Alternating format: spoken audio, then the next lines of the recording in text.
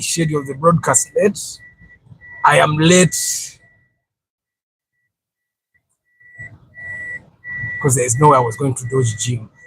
Chris Fitness Church, Travel Live Vlog, Mugalasi Joshua Mix Farm, and the rest of you as you come on. I hope you guys are doing well.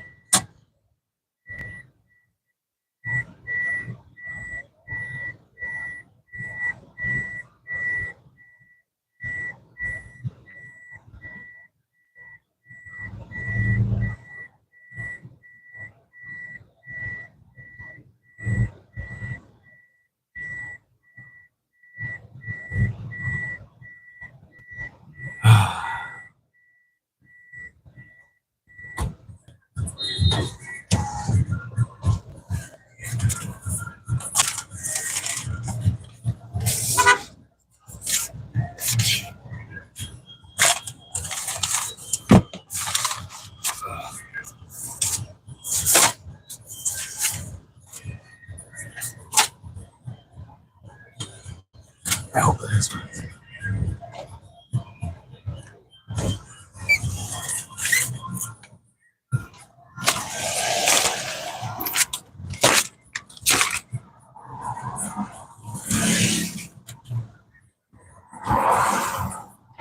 And so the Momodoka one, for the guys that have fought with it before, you know what I mean. You try to take it the other side, it goes the other way. Anyway, today young and vamu gym, vakora munga Chris Fitness where yaragira. Sundays you should never miss a workout. It has been nice. But I hope your Saturday is doing well.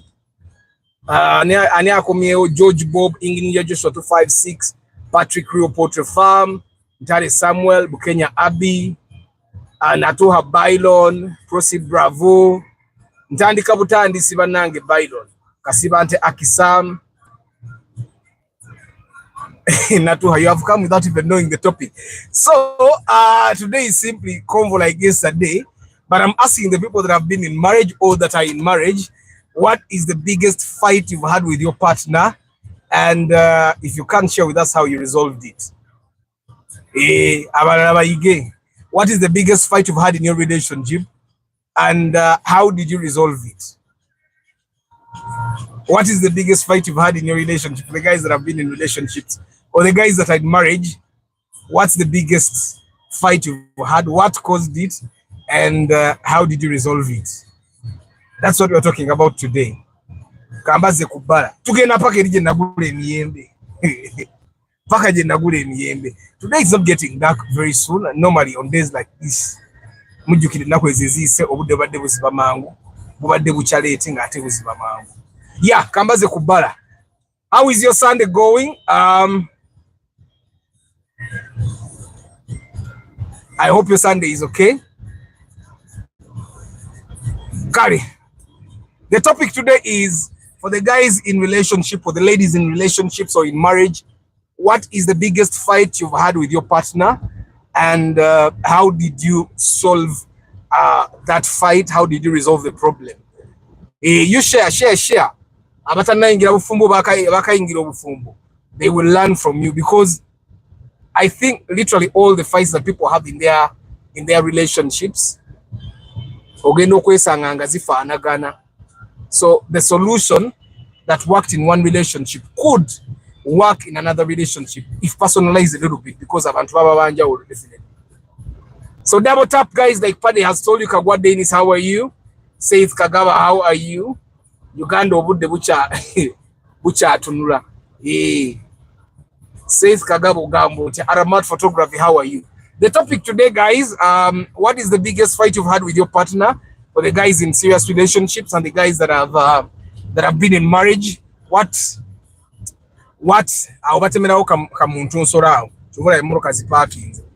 what's the biggest fight you've had in your relationship, and how did you solve it? That's what we're talking about today.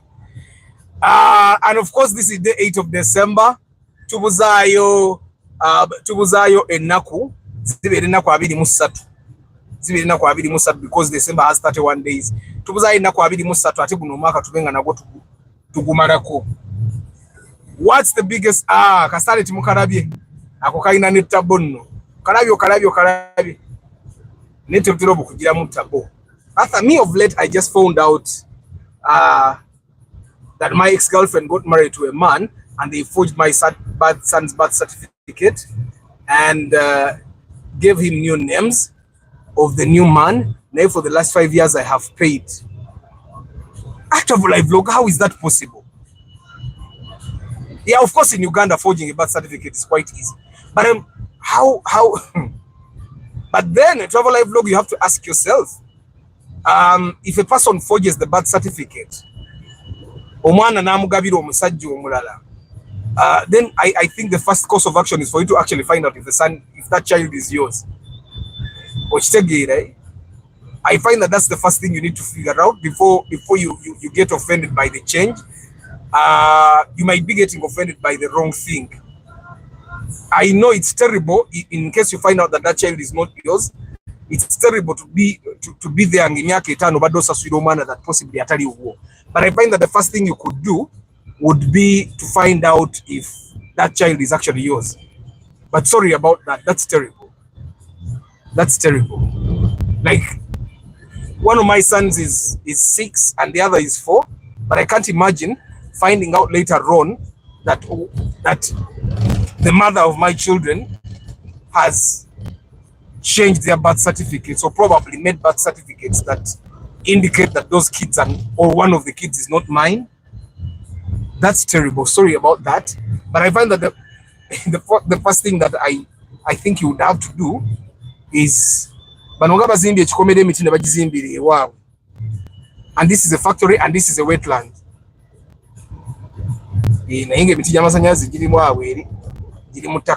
I think that's what happened, because all the way from the other side, and I think they are shifting the wall fence. They are Chinese. They are just shifting the wall fence now. Kubanga the wall fence was the other side inside. Well,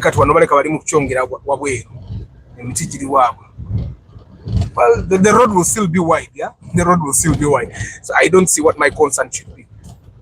Yeah, but what's the biggest fight you've had in your relationship, or the guys that are in serious relationships or marriage, or the guys that have been before in serious relationships or marriages? What is the biggest fight that you had with your partner, and how did you resolve the issue? Eskudo yiyo iskudo obe chankalanye beef obe chankalanye chichonna chechiri chinene, because the owners have even got seats.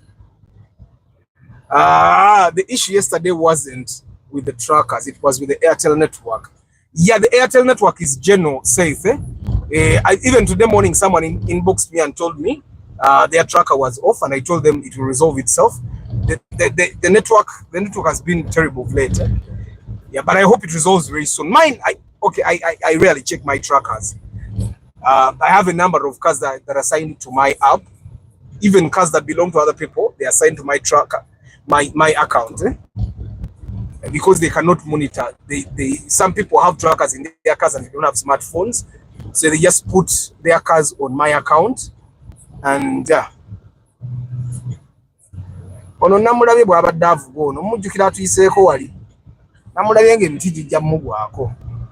Yeah, how is the Sunday, guys? And what we are discussing today is for the guys that have been in relationships, or the ladies. What's the biggest fight you've had with your partner, and how did you resolve that problem? Because problems bring about fights. Yeah. So how did you resolve? Good evening, Starch. How are you today? It's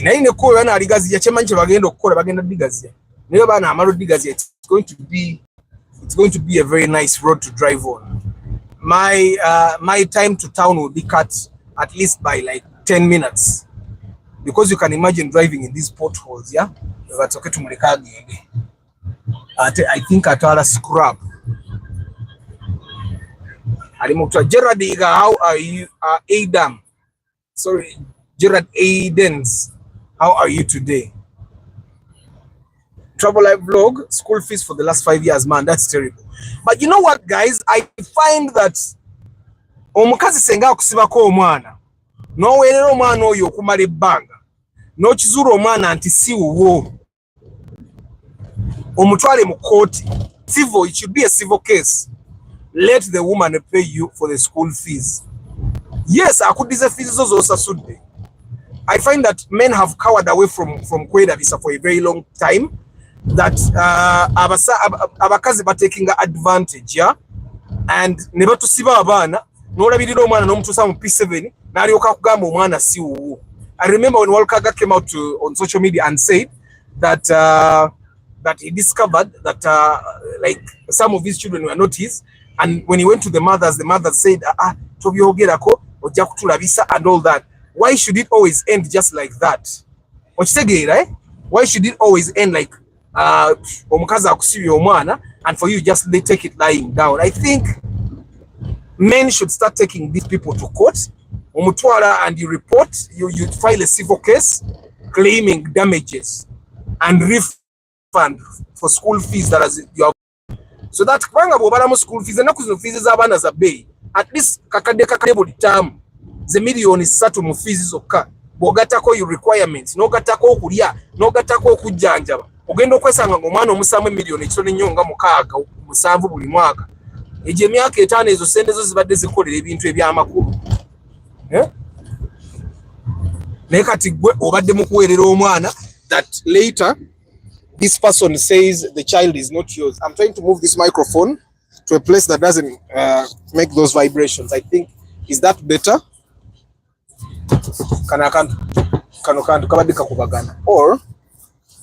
Or let me just put it here. I'm trying to find a place that doesn't give you guys a lot of vibration. Good evening, King Daniels. You guys, I took DNA 3 years ago. Nga he's mine. I already safe party. I think all men should do DNA. Mwena mukole DNA. Mukole DNA ate bw'osanga omwana nga si wuwo, gatta sente z'omutaddemu tugende mu kooti. Tuwawaabire. I think we should start. Ojanagenda okwesanga nga sometimes omukazi akolako emikolo olw'okuba omwana gw'alina gw'olowooza nti wuwo, ate nga ebiseera ebimu yabeera kusigaza mu relationship ng'omwana si wuwo. But anyway, guys, we are talking about the problems you guys have had in your relationships, and of course Travel Live Log has shared his part. Agambye abadde alabirira omwana 5 years, and recently he discovered that his baby mama redid the birth certificate of their son and put the current current boyfriend's name as the father of this child. Namuwana amanya amalala ag'omusajja oyo, starchige yamuwanaga mujjako. That's a terrible experience.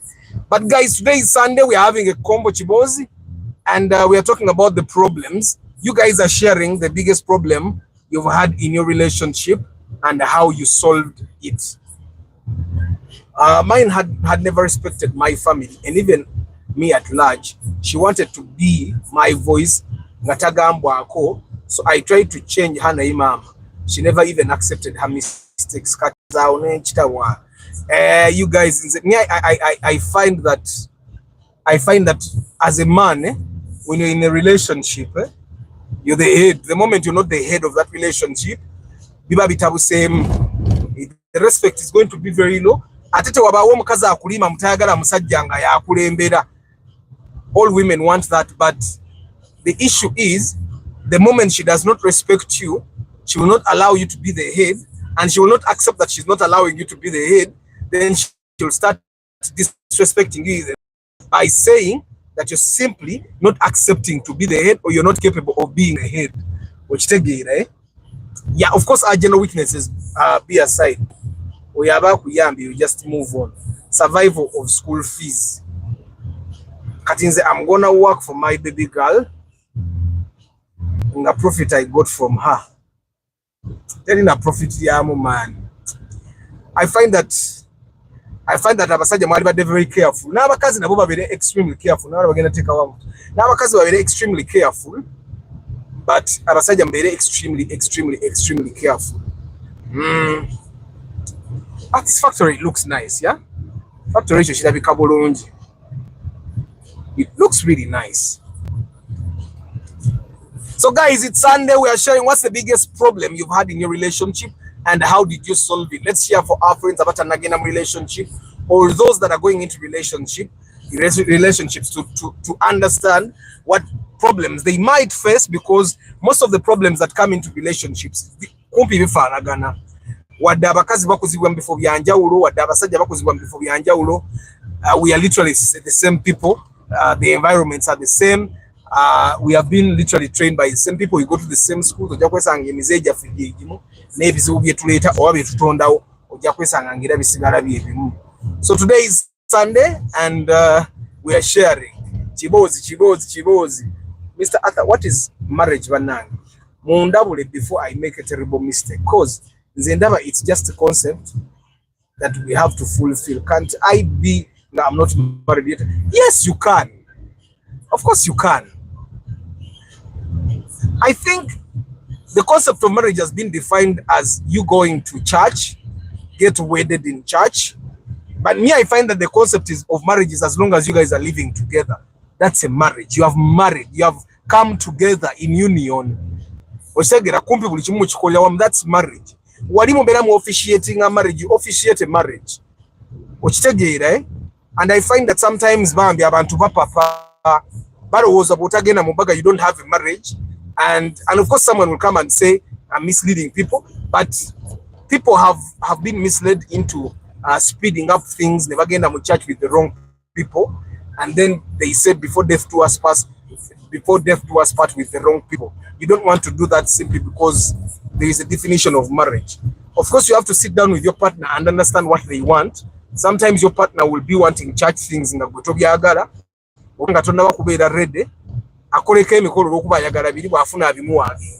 so you need to sit down with your partner and understand what they want, yeah, or what their definition of marriage is.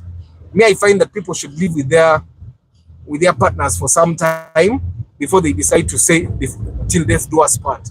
That's a very serious commitment with someone you did not grow up with someone oyinokubera n'omuntu nayita mu mbeereze n'abeerako mbwavu n'amanya bubeera n'afuna ku ssente n'olaba bwabeera okitegeera n'abeerako mu mbeera ng'emunyiganga they have money. So you need to be with someone in all kinds of conditions until you understand that, you know what, this person can tolerate me, I can actually tolerate. That's my belief. And then you can decide to go and let's officiate this and say till death do us part. The thing of till death do us part, I think, should be just a confirmation of your feelings. Yeah, you have gotten to the level where you have seen everything, and now you have decided that, you know what, I think I am ready. You decide that I think I am ready to now be with you for the rest of my life forcefully. I've been with you for free, and I don't think I want to go anywhere. I can tolerate every bad thing that is about you, every good thing about you. So now let's go to church and tell everyone that, you know what, this is the person I've decided to spend the rest of my life with. But people go to church and then they end up after 5, 6, 10 years. Then they say, I think I made the mistake going to church with this person.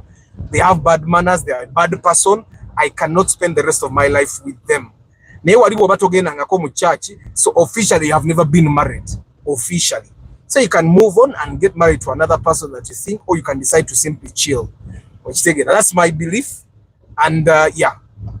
So I find that me and Mama Aban have to go through quite some stuff for us to know. And I think we have been through a fair lot of these ups and downs. I don't know if we have seen the worst of each other, but we have been literally in so many places. And I think that's where every man and woman should go before they decide to do that. I understand, Saith Agambi, I understand your praying travel life vlog.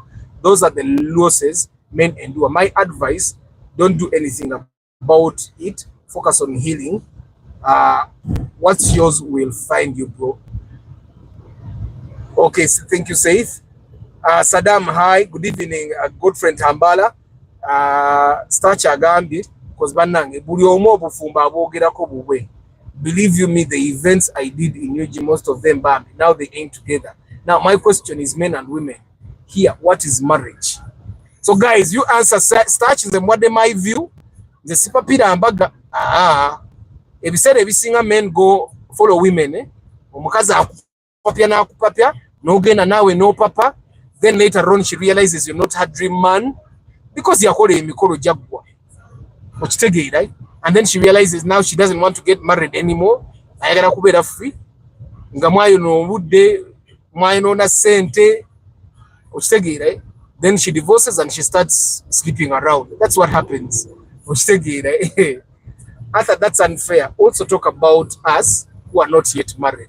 Yes, now mwina relationship problems, Musema Saddam. That's why I said and majority of you guys have lived with chicks and you have been married. Mulimba, mubadde married.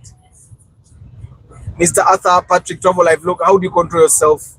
Nga madam has annoyed you because I'm short-tempered. Okube ngumi atokuba everyone annoys by the way starch now onyiza. It's unfair for you to think that omukazi wo yekka yagenda okubanga anyiza. Buli muntu anyiza, everyone can annoy. Kyemanyi nawe omunyiza gwe kyogamba omunyiza nga kuba me I find that I'm short-tempered, but I think one of the reasons why I work out a lot and go to the gym and all this, I find that it's one way that I keep my mood positive no matter what I go through. And I think that's, for me, I've realized that that's the one thing that's going to keep you happy as a man. The one gift you're going to give yourself when go musajja buchogendo okwewa checho, working out, looking good, feeling good. That's the only thing you're giving yourself as a man. The rest of the things you're working for the other people around you. Roza to inechicho nache wekolera. Okitegera. Ebidala bino okolera bali abantu abana whether you like it or not. So for me, I think that for me to be positive, one of the things I do is gym. And I don't know what your madam would do to annoy you. But I find that this person might annoy me here. I try to empower her before I have to engage her to doing that thing. Because for me, I think every single kunyize ebisedinze ebyali nyiziza ku mama Abani byali badde doing stuff the right way. But omuntu osobola omu educatinga n'omu empowering n'omulaga ebintu bwe babikola so that atuuka okubikola nga tabanga atabimanyi. So I find that that's the one thing I do too. This is not Bombo Road, this is Semuto Road. Mr. Patrick, my ex similarly alingo wona regardless nze omanyi nesonyiwa nenga siyogera. Now even if you do what bankumaze omuntu atawa kiti omukyala atawa kiti bwano obosana mwesonyiwa n'omuleka n'abeera bye nawe n'obeera byo. The biggest problem I got is the lady being suspicious to me whether I walk. We always wanted to be a battery to me, spying me. Because yali insecure, yali insecure. For a certain part of me, I think likes a woman that follows you around, but then the other part doesn't like it when she overdoes it. When she overdoes it, you. Aba amanya buli wolaze. Senga SFC kuamba oba drone izukunona, then of course you know someone will know that you have been taken. After personally, I think Kuchala is enough for the first 5 to 10 years of staying together. Definitely, Andrew. Okuchala is officiating, and I find that Okuchala should be done before you have kids. Before your woman is not even pregnant. Soko gendo chale bakumanye baberenga teri ayinza gamba nti omuntu oyo yatwala mukazi waffe yatwala muwala waffe nga amubbi wano walingawo jimu wano yaggalawo dda baleeta jimu nga bagiseera nga yattaano jimu nabaga kati jimu zaali nyamu za 3 wetwogera ne jimu eno mu kyalo ng'ogisa ku 15 biba bikulemye naawe nga n'ez'omu kibuga ezisinga 3 okitegeera. Says the problem is with us men. We tolerate so much bullshit when dating, and then we struggle changing these girls after commitment. Thank you, Saith. So we tolerate the bullshit. Literally, we see the red flags and ignore them and think that maybe we will fix this person later. Semtoro limumra batanso mukola. Katayinzo kugwa 227 no kola. Agenda kugwa. This is 2025 now. Pade kano kalowooza, after some people say if you marry, your chances of kwezimba is high, yet there is one thing, if you marry a wrong person, it leads us to downfall. Category is better to first settle over. I find that Pade chagamba nti I've heard that when you marry, you develop. I find that this thing is not about marriage. It depends on which person. There are people that are not married, but they are developed more than people that are married. I find that development is upon you. You get, it's upon you. It depends on what your goals are. I find that the reason why married people seem to be developing is they seem to have to work for stuff. They seem to have to buy stuff. They seem to have to accumulate stuff because now they have a family that is looking up to them. I don't know if you get what I'm saying. So now you have a woman that needs a comfortable place to stay. That means you're going to buy comfortable seats. You're going to buy a comfortable bed. You have to buy a TV that is enough for the both of you. You have to buy utensils at home. You have to, if there's medical insurance, you have to buy medical insurance. You get. I find that one of the reasons why married people develop is that you find yourself that into bingi single. That's why married people develop. It has nothing to do with marriage. It has something to do with the fact that now there are things you have to purchase and put in place because you have these people that are with you or this person that is with you. You get, so you have to actually dress up to be respected. You find that sometimes the woman is the one that dresses you up. Yeah, I find then because you're married, then you have to make sure you get more money. You have to buy land, which you would not need if you are not married. You have to build a home. You get, you have to put in place other sources of income. Now, if you find someone that is already knows that he has to do these things even before marriage, yeah, then they don't marry for them to develop. So I don't know the kind of person you are per day, but I find that I know so many people that are very well developed that they are not married. But then again, I know people that have like 2-3 women.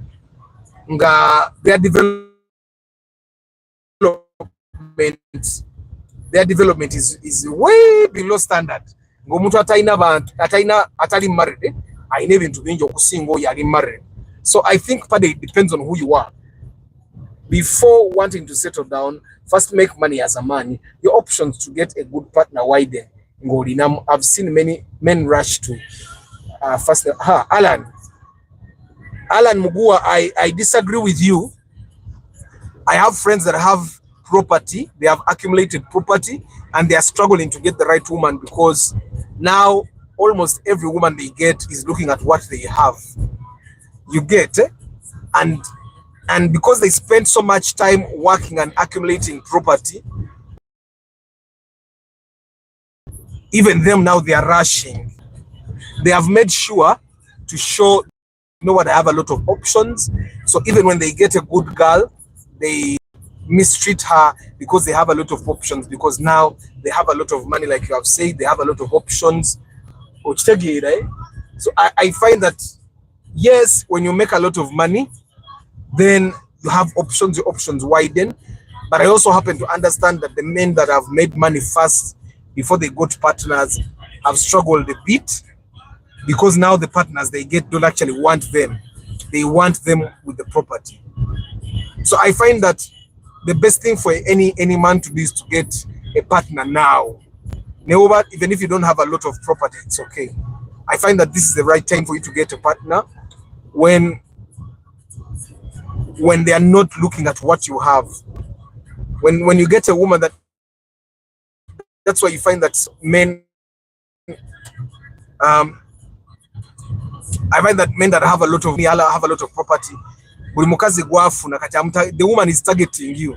You don't know, but you're being targeted, which is also not a bad thing if you don't mind being targeted. As a man, the biggest problem we are always going to face in our modern relationships, marriages, is your power and leadership being challenged by your partner. And once you cower, you are gone. Definitely. People are going, and yes, people are going to challenge you. That's a fact. Your man will want to challenge your power. She'll want to take over. And once yes you allow that, once you allow that, mpise no kuli aba ni miyembe era luli nagula kwani emiyembe kangende wali ewasemba.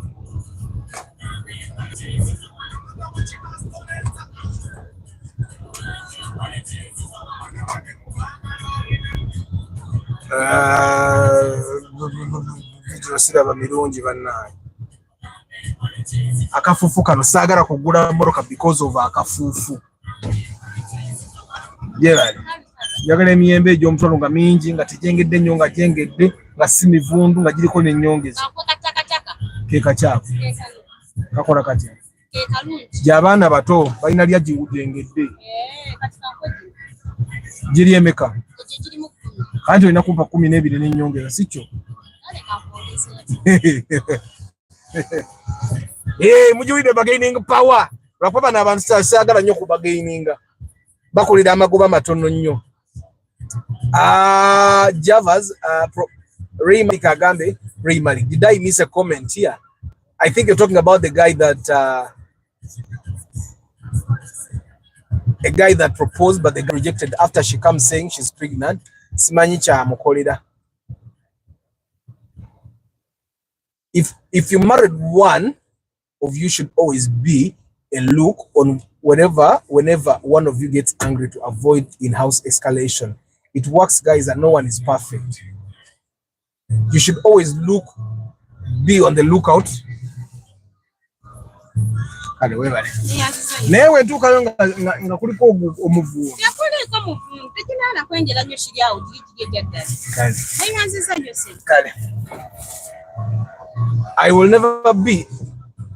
I'll never beat up a woman. I can't. I can move away for maybe 2 months without talking to her. That's my way of avoiding her. And that's you running away from your problems. Whenever you run away from your own home for months, that will be you running away from your problems, and that's not manly. I'm watching from Dubai. Kate Lushketlin, how are you? Yes, I try to be humble. Keep sharing. I'm listening. I'm learning because marriage in Charlie Bunji. Marriage is consent between two people to live together in love all their lives and reproduce if their parents endorse their marriage. That's all that matters. Then the rest of the ceremonies are optional. Thank you very much, Inginia Mugarura. Enos Wambi, that woman of youth is the woman of your life. If she chose to stay at Olinam, she will stay for all time.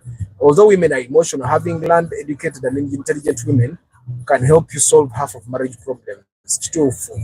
Joseph Bali Kudembe Chechiriwo. Twali Makerere, and there was a professor there, Bali Bamuita Michael Muhumuza. Guy Yatugamba, for him, he decided a long time ago, Titajja kuwasa mukazi, ataina degree from a recognized university. And the reason he was giving, Ntentegera, tejja kwenkana na yiye. At the time we yali atusomeseza yali ina masters. Nagamba yagala omuntu nga at least ina a bachelor's degree from a recognized university. Nga yagamba KIU is not a university.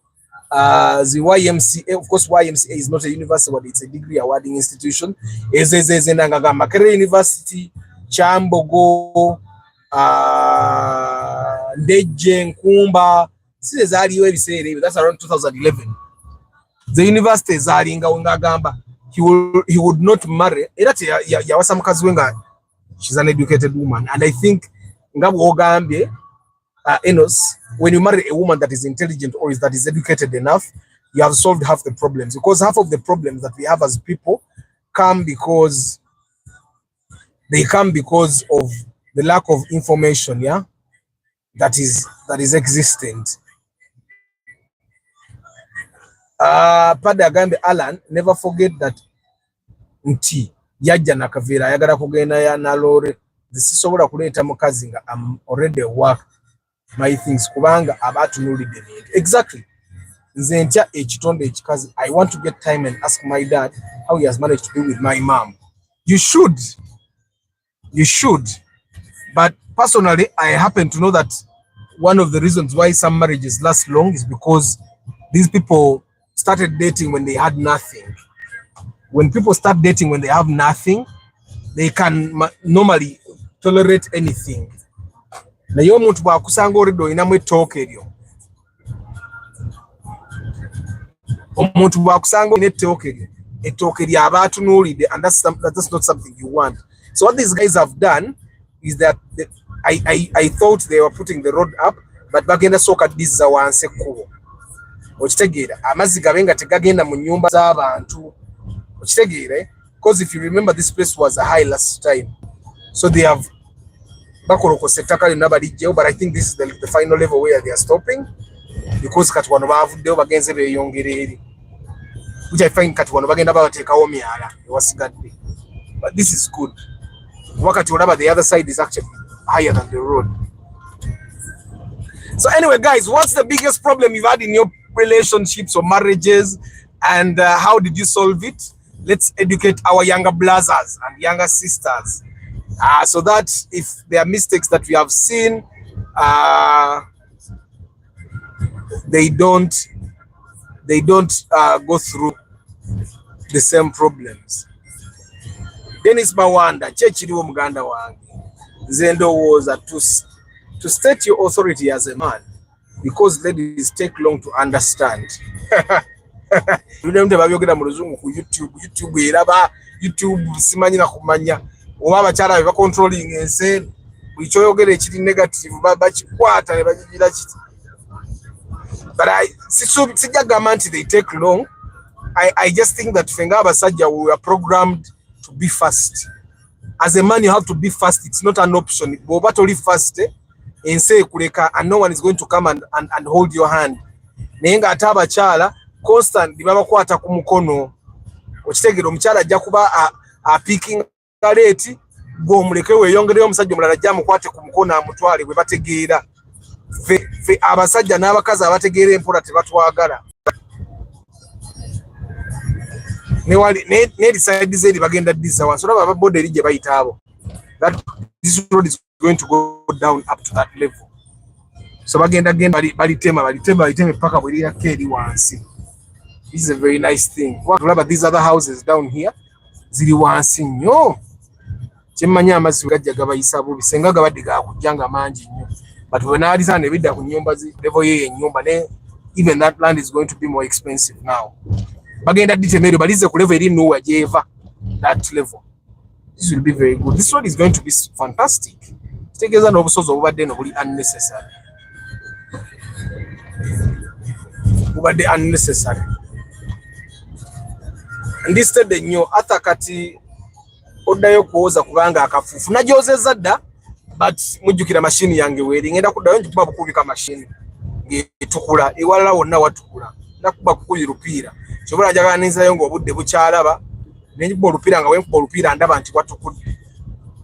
The advantage y'okuba n'olupiira era everyone that has a car, if you can buy the spray gun over the pressure washing machine, buy it and put it at home, omanye nti ekyokoza emmoroka okoze eki okimaze. Yeah, so what's the biggest problem you've had in your relationship and how did you solve it? I am really sorry for the guys that have had very bad experiences. See what I'm talking about? That have had very bad experiences in your marriages or in your relationships. I don't know how you guys handle the moving on, because I know that it's really hard. It would be hard for me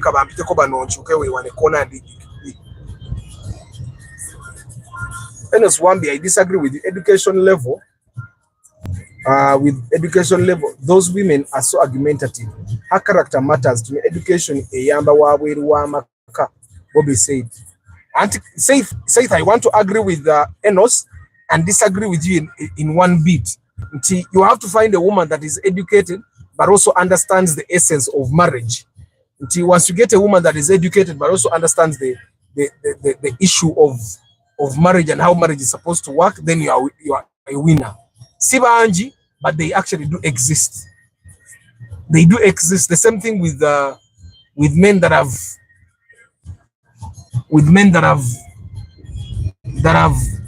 gotten women nga yasoma nnyo oba olumu nga amusinga ne ssente. Okitegeera kati mu kumusinga ssente n'abeerawo ng'ate amuwa ekitiibwa ng'omusajja, because sometimes money just refuses. Tukimanye ekyo ffenna, okitegeera. Ata man, nze mukazi wange ndaba mulabe, because I don't like the food they cook in prison. Bottom line, marriage survives on tolerance. Walachi olaba mulabe bannange saagala kutuuka ku level ng'omukazi ndaba mulabe. I find that senga n'atuuka ku level ng'omukazi ndaba mulabe, obwo obufumbo bujja kuba bugaanye. I don't want to be in that position. I don't think anyone should be in that position. Ey'omukazi ndaba mulabe, I pray that you get out of that kind of position. Mwetaga mbeere in a marriage, mubeere in a position where nga mukyayagala okubeera mwena nga temweraba bwerabi. Okitegeera, nga temweraba bwerabi. Tebannangamba oba amagi gye gali, but let me buy abaana engeri gye bali mu kuwummula. Abaana engeri gye bali mu kuwummula katugula amagi baleme gamba nti ate owaayi njagala manene gokka.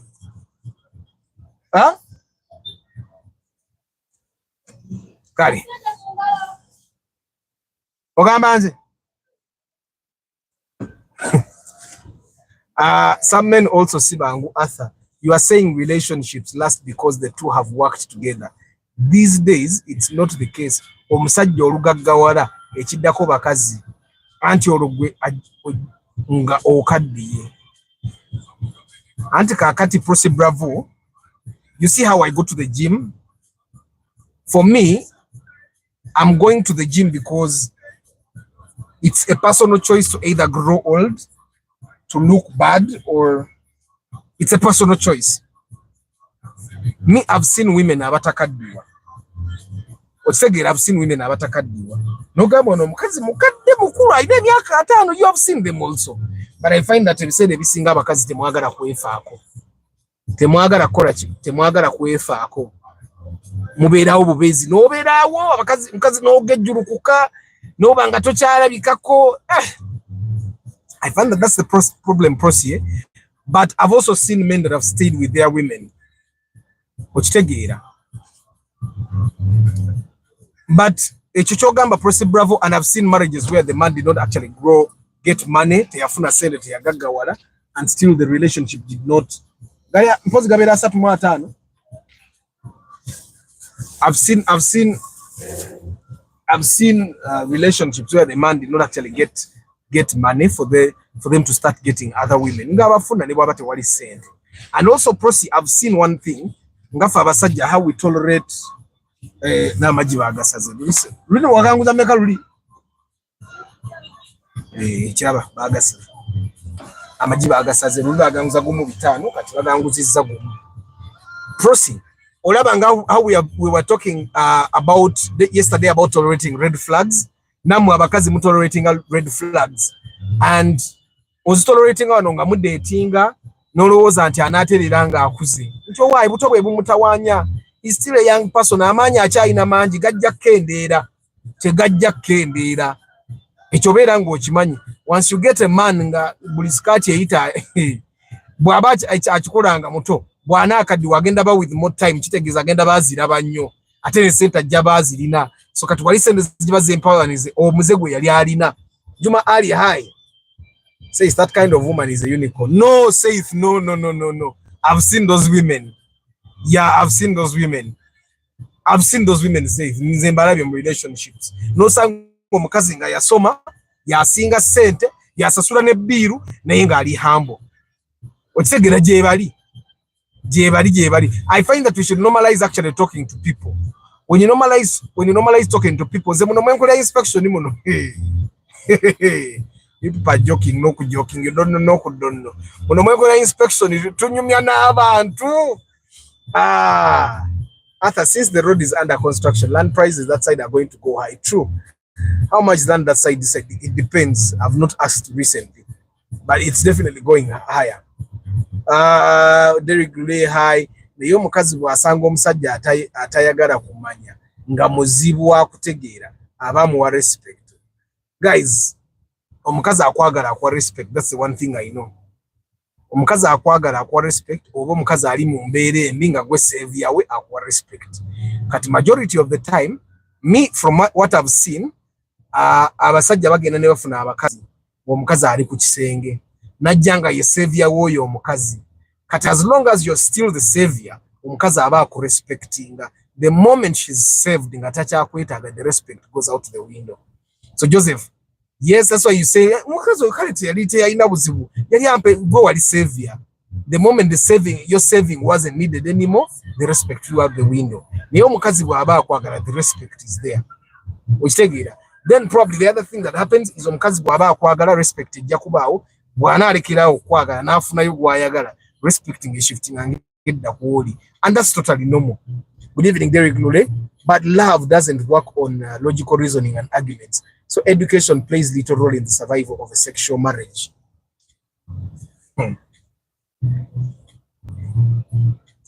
I find that Chris Fitness, it does a lot, because a person that is educated ayina bwalaba ebintu ate omuntu ataasoma bw'atajja bbira batukirize tugaane. A person that has gone to school ne waba yakomye mu senior 4 talaba bintu bye kimu n'omuntu yakoma mu P1 tekisoboka. Omuntu wa P1 ne bwaba mugeza atya ayina ebintu byatalabanga omuntu yasoma paka ku university. After someone told me there are 3 types of bakazi. Abota alina kuwasa omukazi omulungi ennyo akusinga sente ne yasoma ennyo kusinga. Kati bwoba wamuwasanga teyakusinga kusoma nga ne sente takusinga n'akola mpola n'atuuka nga sente alina mpitirivu, what will happen? And because yes bakigambye, then era waliwo abantu abalungiwa as they age. Bw'omuwasanga si asinga obulungi n'alungibwa, what happens? Okitegeera. Then omukazi osobola omuwasanga teyasoma nnyo n'ayongerako ebitabo. Okitegeera. Kati nze mama bano bwe namusanga twesaaga tulina ku university nga tannawa yadefuna ye degree emu naye kati ebitabo bye byeyongeddeko n'ebyange byeyongeddeko. Okitegeera. Waali tanyoomebwa nange wendi sinyoomebwa. Okitegeera. Kati mugobe mpasa ataasoma. Okitegeera. Hi Agomenite Clever Arthur, my friend rented another room but the wife doesn't know. If they have peace, they piss him off, he goes away and stays there. Is it a wise decision? I don't know. Edwin, I find that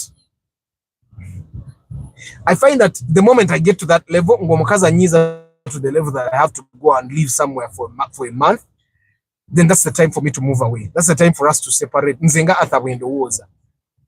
I find that as a man, you need to take charge of your home to the level where you don't get pissed off in your home. You solve the problems first to the level that you don't get pissed off in your home to the point of living. Because as a man, you lead everything. You lead even the problem solving and all that.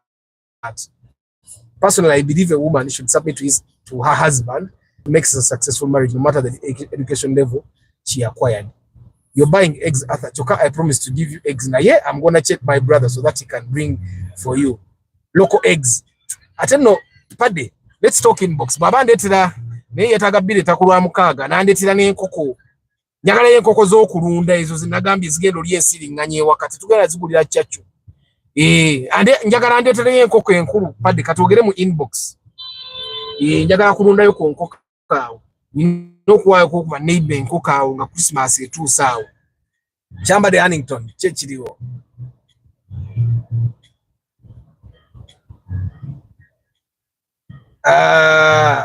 The problem is compromise. If one of the parties can't compromise in the interest of the institution, forget the institution. Yes, compromise. After abantu bayina ebize mu bufumbo, nzali single kanjira nnindako. Ate ng'olina okuwasa.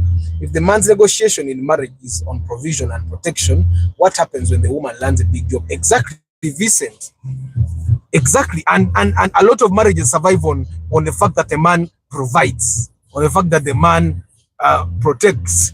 The moment the man stops providing, the relationship, and I think that's how it has been created, that ogenda n'okwano omukazi n'otandika omulagirawo ssente mulaba omwana ataddeko samiga gozi kamera eganya okukyuka adde ku boda kamera eganya okukyuka. So guys, what's the biggest problem you've had in your marriage? Tusomesa abatannafumbi ate temmamala mumanya abatannawasa n'abatannafumbirwa. Proceed, bravo, ng'osiriikidde komawo mpe counter argument.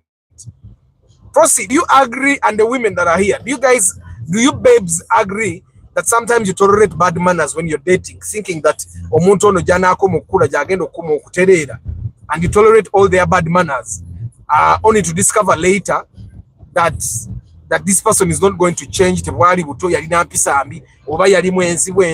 Some of you people tend to believe that omuntu asobola okuba omwenzi kati n'atuuka n'alekera awo okwenda olw'okuba muntu mukulu, okitegeera, but it doesn't work like that. Omwenzi abeera mwenzi, tebuggwaawo ne ku myaka 9 asigala mwenzi, okitegeera. So if you find your partner ng'alya wano ne wali agenda kulya wano ne wali paka bw'alifa, maanyi ga kisajja gajja omulekezaawo. Kati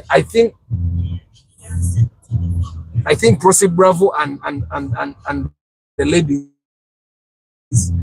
bafunye ekizibu kino, they were thinking that omusajja jakoma okutereera n'alekera okulaba skirt. But you know, abasajja, as we grow, we learn to appreciate more.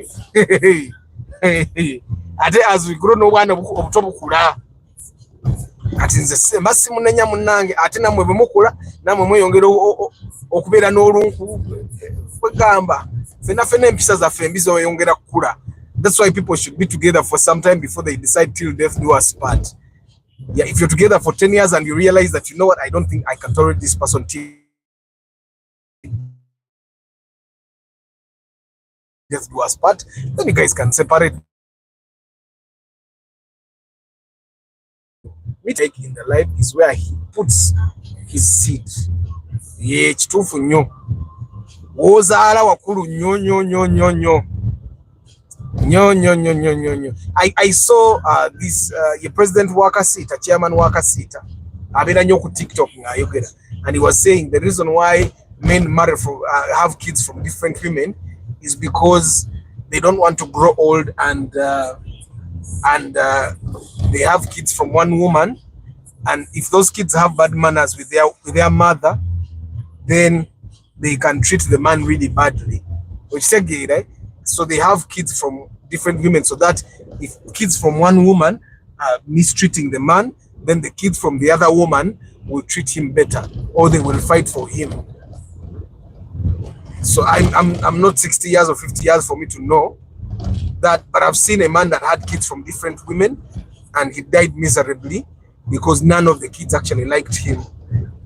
From all the women he had, abaana bayazaala mbakazi bonna nga tewali baana bamwagala, ngira babeera bubezi because taata waabwe. And I've seen we were at a certain function ne bayita okumanyagana, and the kids from that man nga yafadda ne babayita abantu beyanjule nga abaana b'oyo omusajja tewali ayogera na linnya lya taata we, bonna nno nga tewali ayogera linnya lya taata we. So I think that life really doesn't have a formula. Buli muntu yabadde agikwata bubwe, but like Mititega Safaris has said that where you put your seed as a man is very important. Obudde ndo butandise okukwatirira era muzaidi dakiika 7 mbasiibule awo ninnyeko kabaati ngende njoze moroka ng'obudde bukyalaba alaba. Mititega Safaris katulabe says Agabe Joseph Bakul could make decisions and stand your ground, no need to explain yourself and need to argue. Hey, you should date for some good time, marry your friend, learn how to communicate with each other and always be willing to compromise. Just say you all women, all you have to do is look good and stay in shape, but you don't. Thank you, Saith. I mean, Chris Fitness. Tebagala kwefaako. Nebagejjurukuka nabeerawo notanikola bw'obwana. I once saw someone who attempted to marry another woman after he realized that the first woman's intellect does not compare to his. He took her back to school to pursue certificate, but nothing changed. Most importantly, men need to make money so that you can implement your decisions. Yeah, I think women tolerate more than men. And also red flags will always be red no matter what. Buli omu alina red flags these days. Si buli omu Prosi Bravo. I find that if you guys have noticed, we get attracted to the same people. Sengo badde oli careful waligenzo okiraba nti majority of the time fenna nga abantu. We like Prosi Bravo, you continuously are attracted to the same men. Era ogenda kusigala nga until you change your circles, you move on from one man you're going to marry another man that has the same manners as the last man. There's an ex of mine when Nachigamba. She kept saying things and I told her, but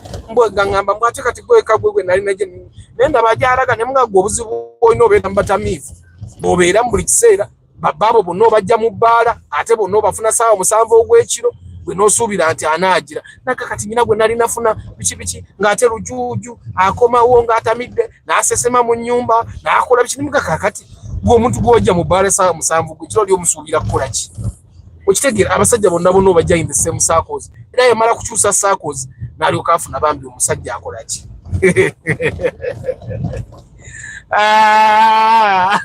So proceed, bravo, and all of us definitely, we keep getting attracted to the same people.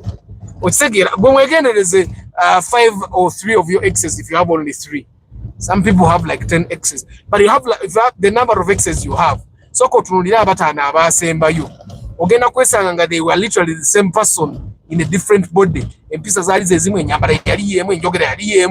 are attracted to the same people. That's why it's very easy for you to say, proceed, bravo, that abasajja bonna bonna bebamu bonna balina red flag because abasajja boyagala bonna bebamu okitegeera wambi he claims she had no ambition and goes apart from her marriage. Things turned out he still stays with the first woman with 3 kids now. Ben Kako, Chief, what's your view to the claim the hybrid cars require annual checkups and battery maintenance? I see some guys in KE advising so abombaveko namwe obaveko guys. If someone that owns a garage tells you that you're going to need to do something, yeah, they are going to tell you that you need to do that thing because I know you guys will be surprised. Kwaba bakazi betuyiseko kuliko mukazi wa neighbor wange nesinza na batwalako because bakazi bafumbo iramba iseko bulungi ngenze. It feels strange. Naye abakazi abafumbo mbayita wala. No. But anyway, guys, let me tell you one thing. If you want to know how hybrids are maintained, talk to a person that has a hybrid or that has owned a hybrid for a very long time. And I find that hybrids are still new in our economies. Mo Kenya, mo Uganda, the hybrids are still new. Buli wamu hybrids zikyali mpya. So it's you're not going to find anyone that will tell you nti hybrid bazikola kino ng'akimanyi. And also the other thing that you guys need to understand, we are buying used hybrids. And majority of the time when people buy cars, tebakola na service. Okitegeera. Mwe amasanyaze gajja bozo wagalude gine miti tujibadde giri nganda bangi emipya. I find that people bakule moroka natagikola service nga yakajigula, which is what you need to do. I'm still studying the hybrid system. Once I figure it out, chichi mugenda kunda banga mvuga hybrid nze mbabulira. Babuli muntu agenda kusigala nga asika kintu kiza uwe. Okitegeera, but you see how the engines are. Even the engines were not made for dusty roads. Even the engines are not made for Africa. Even the batteries were not made for Africa. Nothing was really made for Africa. Because the African market is a by the way. So even in Africa, the economies that have cars, like in South Africa, they still have cleaner roads than Uganda. So yes, still the cars are not made for Uganda. You just have to find what can I do as a person. All these checkup, but annual checkup is still okay. But I find that still if you're maintaining your car as a person properly. Njagala nosoma comment kati basi it's 59 minutes. It means the sawa z'okubasiibula wano. Nsobola okalinyako ngende bulungi emmotoka yange olupiira. Ne Arthur olina aba ex bameka bannange. Singa twali tugwerera bannange singa number 1 brand singa nyina aba ex batono. Men at 10 a.m. are not easy.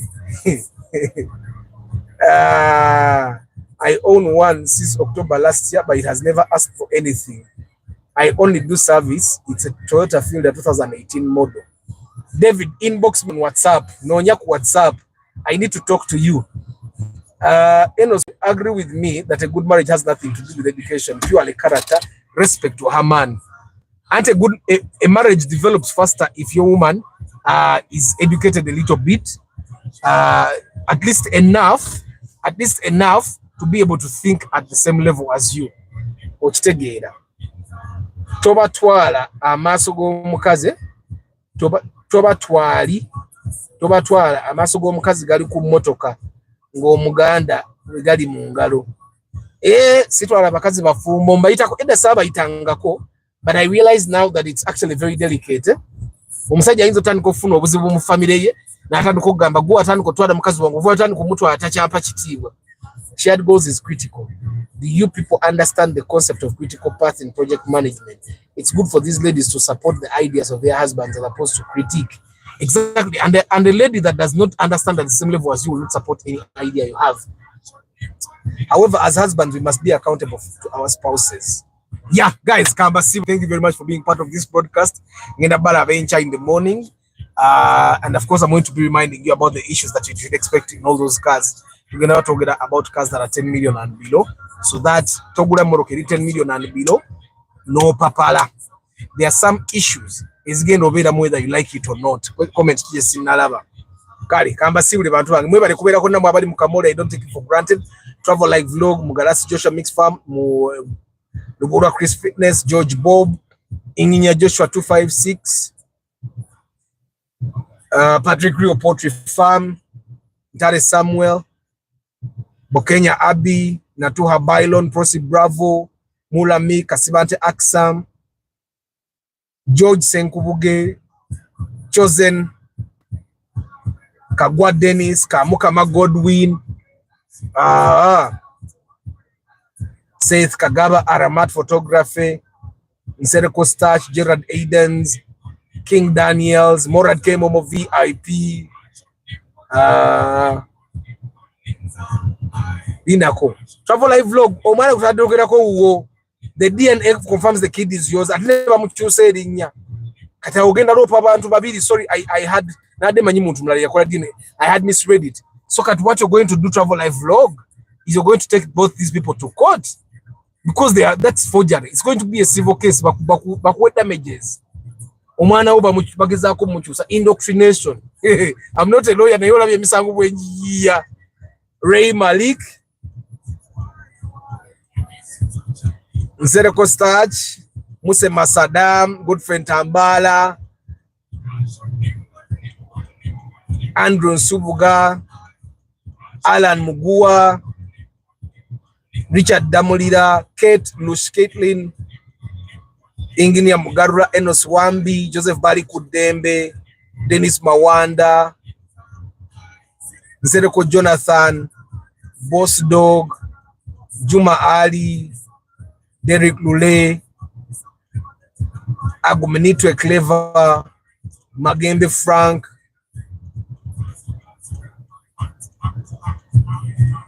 Vincent W, Katumba Hamidu, Miti Tega Safari, Jay Sekaja,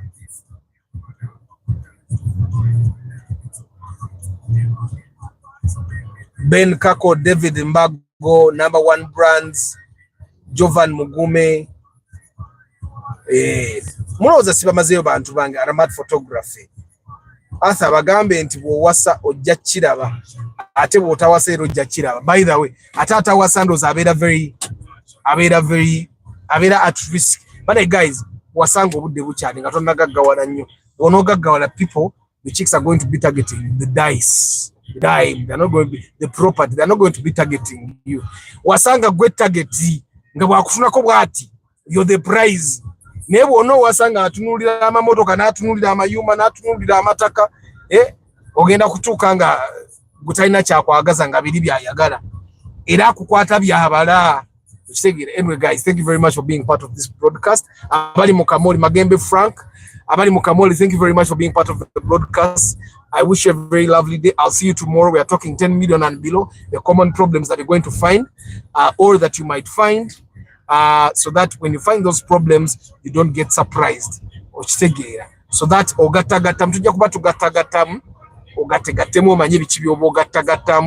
so that if you spend less than that amount, then you're safe. May the good Lord bless you. Ciao.